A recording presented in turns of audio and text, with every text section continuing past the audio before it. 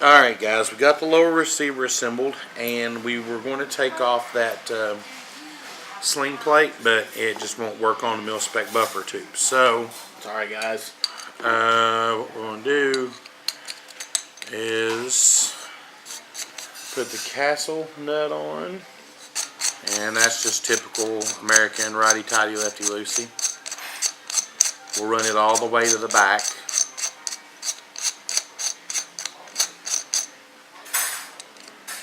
Put on the cap there. The lower receiver. And screw on the stock tube.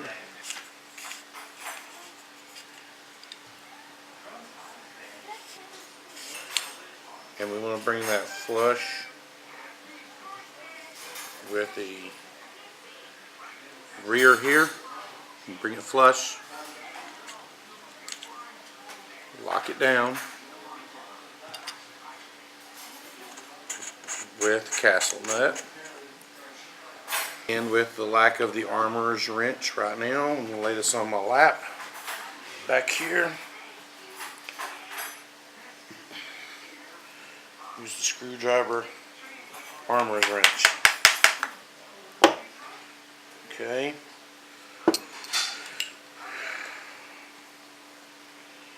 Alright, now we got the buffer spring.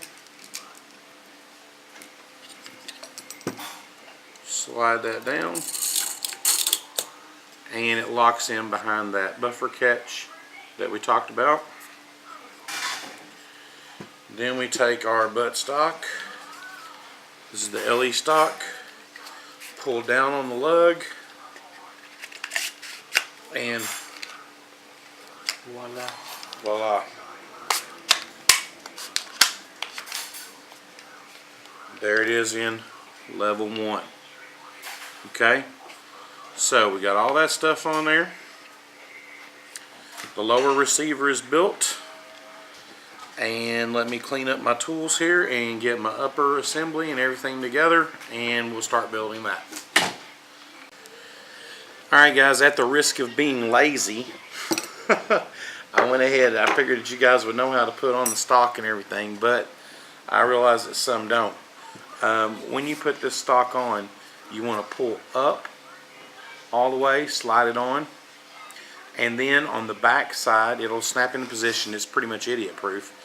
You'll have a sling swivel in your package. Put it in. You'll have a sling swivel screw. That's a flathead screw, goes back there. Puts that in the back of your LE stock. The screw for your grip is an Allen screw, so you'll need an Allen wrench at least that long. Okay? And that's barely enough to reach it, as you can see. Tighten it down. There you go. There's your completed lower. And just to make myself happy, semi-automatic, fully automatic. Function check all runs through. Charging handle out there, and now we are looking for our forward assist assembly. So let's see here. That's the roll pin for the top. And this should be the roll pin for the side. And it has it set up as, okay, you hold it like so, flip this end around.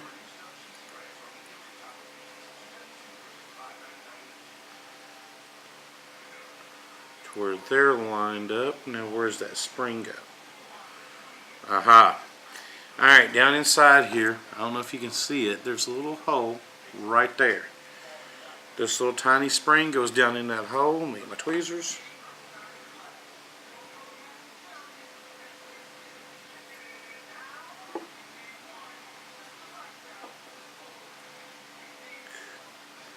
Make sure I got it in there. Okay, that's a pretty big area. So we'll get that in there like that. And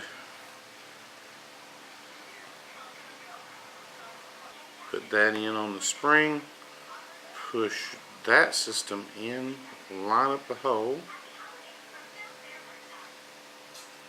and hold on to it, and it's showing the small pin going through here.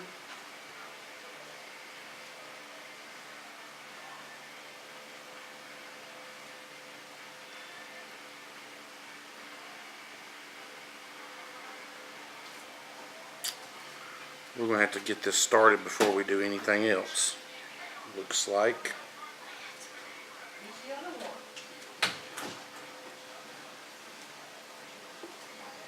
There's a lot of tiny parts on here.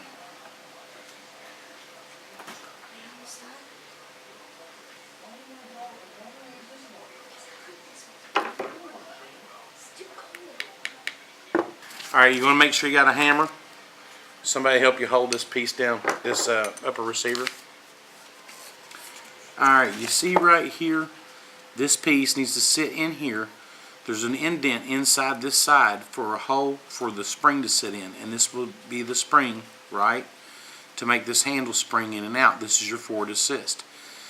In there is a roll pin, a short roll pin. When I mean by a roll pin, it's a solid sheet of steel that's rolled over like real springy. And they're usually a little oversized in the hole because when you drive them in, they squish together and cause friction to hold them. And this one is a bear cat to get in. Okay, you just got to work with it. Tap it in, get that one in place, slide the spring over this body assembly, slide it into the body, then take the long roll pin and slide it in right there. See that hole? And I did it from the bottom, and then what I did was I had my son Pyro hold it, and then I put the flat edge of a screwdriver there and tapped it down. Okay, because I couldn't find my wrench. Let me give another couple taps here. Make sure it's flush. Alright, now when you actuate the forward assist, it should roll right on out there and catch your bolt and help you move your bolt forward in case it comes out of battery. Put on the dust cover. How hard can this be? Looks like we got greasy dust cover.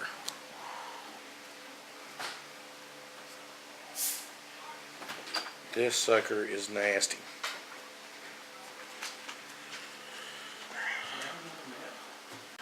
Okay guys, there's the dust cover, and there's an E-ring that's going to go between here and the door, and unless it goes up here closer, I don't think it does. And right now I'm going to leave that off because I'll have to take this door off to get it etched. So I'll leave it off for right now, but basically you put the short side of the spring up on this end and the long side of the spring down along that crease in the door. Slide the post through and then put your E-clip on. But as of right now, I'm going to leave that off because I'm going to get ready to etch that anyway. So now we've got the upper receiver completed, and now we're going to get into the barrel. One thing I've noticed real quick while I've got this upper assembly laying here and the barrel, okay, you have a little divot here in your upper assembly and your hop up, but down here on the bottom, you see how you got the large square? Okay, that's got to be near the bottom of the gun, okay, because your bolt rides in that little notch. Okay, there's two openings, two ways you can do this. You can switch it the other way, but make sure it's that way.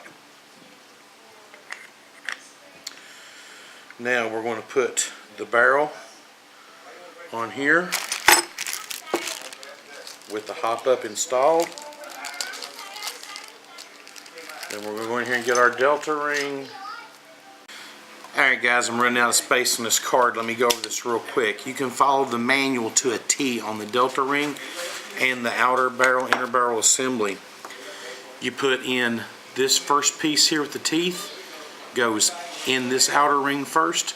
The springs go in next, and then the last is the C-clip. Now look down here on the edge. You'll see it sits inside a little groove. Take an Allen wrench, press down, pull out on, and snap them in. That's all there is to it. Alright, I'm going to stop here, get everything attached, and then we'll go from there. Alright guys, got a lot of editing to do. The gun is together. I've got a couple of roll pins that I have to seat, and I'm definitely going to have to work on this GHK magazine because it is very, very tight. So if I keep it stock, then I'll just sand it down and see what I can do with that, and start to mod out the polymer mags. But here we go. Weapon is together. Everything works. So far, so good anyway. Bolt catch works. Okay.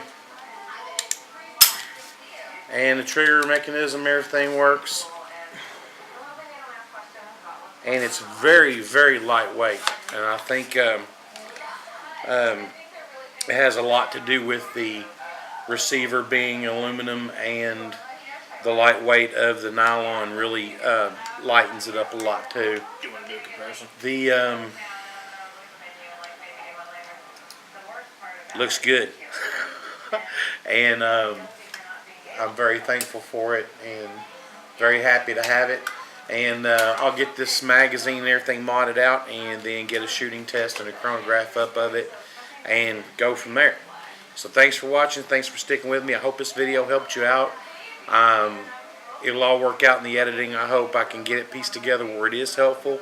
And the manual, where it was not a huge help, it did help out a lot. And the only thing I could really complain about are the roll pins that go in places like right there on the gas tube holding it into the front sight, and of course on the forward assist and a couple other little places. They're extremely hard to get in there, so you'll have to finagle them around a little bit till you get it the way you want it. But G&P WOC challenge kit, and Jedi licked it.